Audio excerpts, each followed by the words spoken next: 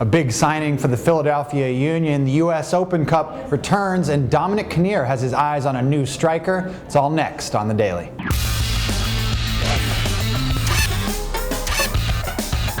Hey everybody, welcome to another edition of The Daily. Jason Skinny there. I'm Nick Fershaw. Starting with the Philadelphia Union, some big news. Jason, they've been looking for a new center back ever since they traded away Danny Califf last month. It looks like they have one, and Bakary Soumari's headed back to MLS. Yeah, one of the best defenders in his time in MLS. He was a Defender of the Year nominee. Only in MLS for a couple years before he got into that altercation with his head coach, Dennis Hamlet. Ended up being sold and playing over in France for a little, loaned out to Germany.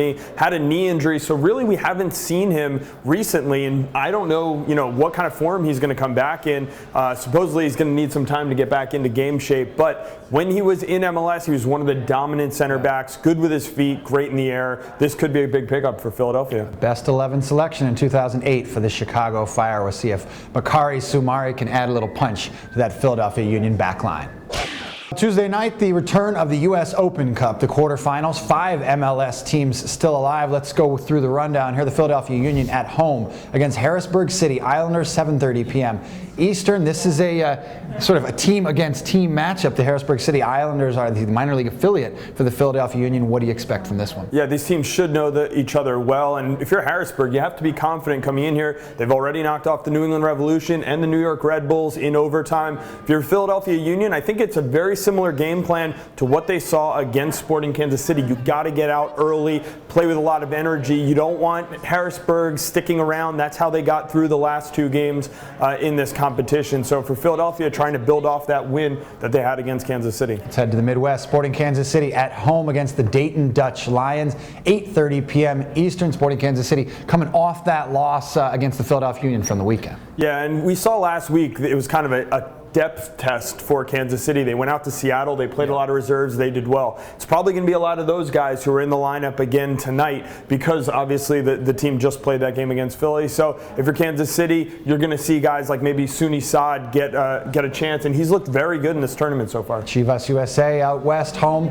at 10:30 p.m. Eastern. They're up against the Charlotte Eagles, one of the Cinderellas certainly of this tournament. Yeah, and Phil, as far as Chivas USA goes, this is their chance. They're so close right now to some hardware, so they want to take this chance, make the most of it while they have guys like Alejandro Moreno, Juan Pablo Angel, guys who are getting up there in their career, take advantage of this opportunity. And last but not least, certainly the best game of the night, 2 MLS teams in the same game. The Seattle Sounders at the San Jose Earthquakes, 10:30 p.m. Eastern out at Kezar Stadium in San Francisco. 3-time defending champion Seattle Sounders going down to the San Jose area with not a lot of able bodies. Yeah, this is crazy. I mean, if you're not excited about this game, check your pulse. Seattle Sounders right now, they're going through this really rough time, but they are the kings of this tournament. They won 3 tournaments in a row.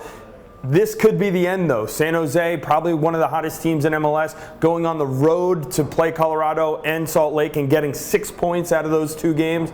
So we'll see what happens in this game. Depth is really the question when it comes to U.S. Open Cup. Seattle has had it before. That's how they've won. But right now, you're right. They're struggling a little bit. I expect a guy like Cordell Cato to get in there for Seattle. He's done some things in this tournament to get Seattle fans excited. He needs to have an impact in this game for Seattle to pull it off on the road.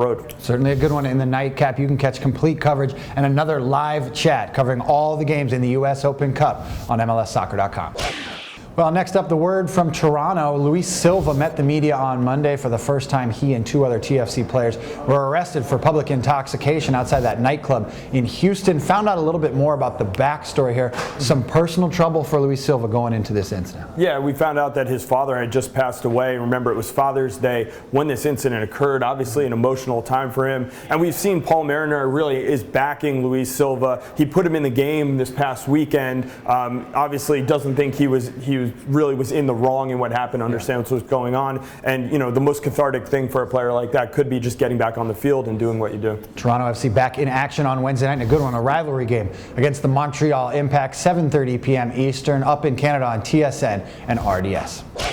Well, it appears Houston head coach Dominic Kinnear could have his eyes on a new offensive threat for the Dynamo. Sonny Aluko, a winger for Rangers. We know all about Rangers, the Scottish side, in the last few weeks. We actually found out on Monday they've been relegated to the bottom division, Jay, which means a lot of players could be on the move. Yeah, I mean, everybody looking to see where Carlos Bocanegra is going to end up, if he's going to come back to MLS. But remember, there's a lot of other players there that are going to have to find teams, and this is a player who could help an MLS team. He scored 12 goals in 21 games. He's a winger, not a big guy, but a speedy guy. Came up through the English youth teams, played for Nigeria's national team. He was actually on the provisional roster for the 2010 World Cup for Nigeria. So this is a player who could be an impact guy if he gets himself over to MLS. Word also that the New England Revolution could be interested, so we'll have to see how it turns out later this summer. That does it for us, but before we get out of here, Extra Time Radio came out on Monday, the latest edition of the podcast with Heath Pierce from the New York Red Bulls and Jason Hernandez from the San Jose Earthquakes. Heath Pierce talking about the Red Bulls' success lately